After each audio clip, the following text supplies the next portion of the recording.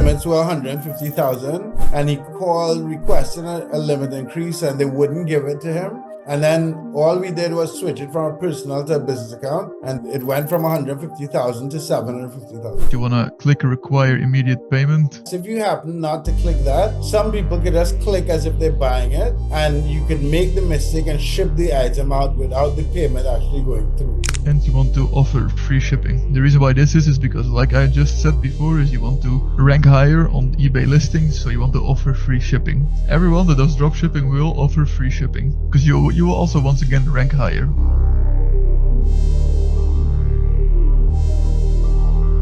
Alright, what's up guys, Mark Augustine here, and in this video we're going to talk about the setup, all the different settings and business policies that beginners need to know and need to put in their eBay account as eBay dropshippers. So like the video and subscribe. My name is Mark Augustine. I've been dropshipping on eBay since 2011.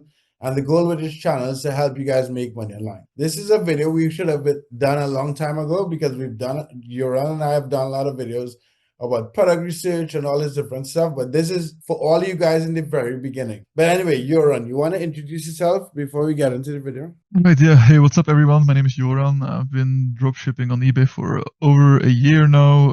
I'm the founder of DS Pro Solutions, which is an eBay agency that manages other people's accounts and with a profit share model. Yeah, so I'm here to assist Mark in explaining to you guys what basic settings should you have, if you would want to start yourself, right? These are important. So eBay give you automated settings, and it will obviously also increase your traffic and your conversion rates. That's basically the case. What we're going to be studying. Avoid returns coming to your house, because exactly, especially that's also a big one. Yeah, the returns to your house. No one wants that, right? Yeah. So we'll just start right away, right? I'll just share my screen. So as you can see here, this account is already a business account. I'm entirely sure if it's for a personal account, you should always convert to a business account on eBay if you're going to be selling as a business, right? If you're going to be dropshipping on eBay, you need a business account for two reasons. Obviously, eBay treats you as a business and you will get higher limits.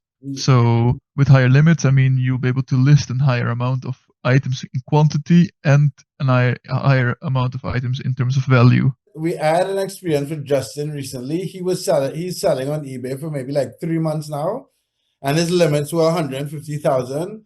And he called requesting a limit increase, and they wouldn't give it to him. And then all we did was switch it from a personal to a business account, and it went from 150,000 to 750,000. Right. Yeah. Exactly. That's how it goes. Usually what we see eBay wouldn't even tell us that. Like, he called eBay and was like, hey, I've been selling for a while, I have feedback. And the person on the phone did not tell him, hey, you could just switch to a business account. Right. Yeah. I mean, I'm quite sure they're just hired from a call center, right? Somewhere else in another part of the world. So I'm not sure they know exactly what they're talking about most of the time. So if they probably have a certain way of handling these things. 150K for a personal account is quite a lot, actually, though.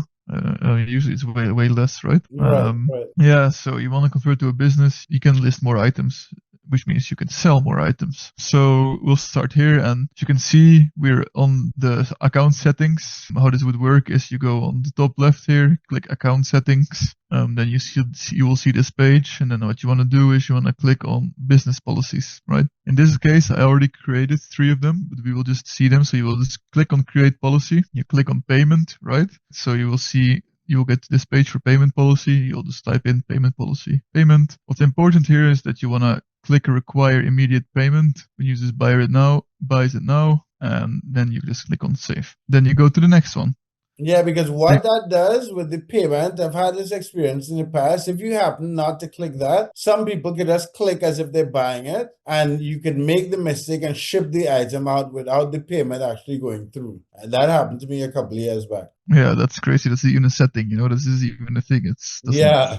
It shouldn't be a thing, but yeah. And then you do the same thing for return policy, right? Because I already created them here. We're just like open it up. You'll see the same page.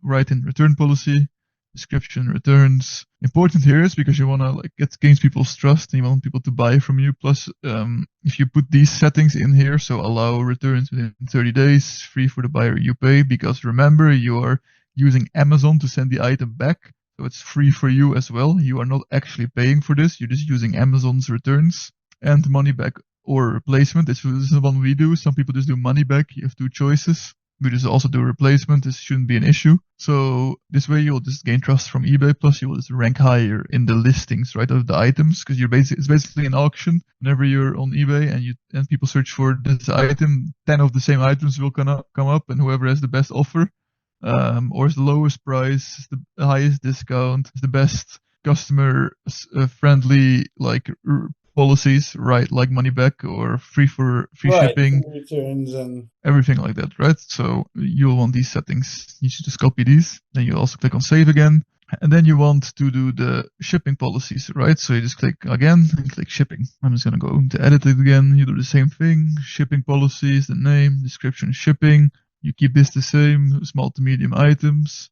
And then you will want to do USPS priority mail because it's 1 to 4 days. And you want to offer free shipping. The reason why this is because, like I just said before, is you want to rank higher on eBay listings, so you want to offer free shipping. Everyone that does dropshipping will offer free shipping because you will also once again rank higher on the list. There's a very small percentage of dropshippers I've seen that try to charge $5 for shipping and make that be their profit. That was like an old strategy back in the day. But I haven't seen any accounts recently that have been doing that. Like that's interesting, right? Because you could like essentially just have no margins on the item at all, and you could just do the shipping, right? Because I don't know if they take actually any money from the shipping fee. eBay, do they take any money from the shipping fee? I'm not sure. I know they didn't used to, but I think they do now.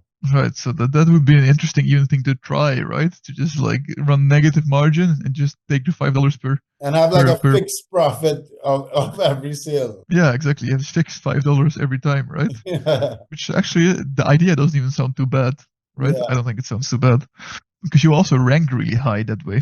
Maybe this is a thing to try, or maybe it does actually work. Besides that, you don't really change anything here. Also, international shipping, you don't add anything. And your handling time, the general consensus is the lower you have your handling time, the more sales you will get, the higher you will also rank once again, right? Because eBay ranks is based on how fast you can handle and how fast the customers can get their item, and aka the faster they get it, the happier they are. Usually we have it on 1 or 2 business days. Honestly, I haven't seen that much difference if it's 2 or 4 personally in terms of sales volume. I think it's maybe a bit overstated how important this is. Then for excluded locations, this is important. You want to basically just click all of them. Just click all of them except PO Box.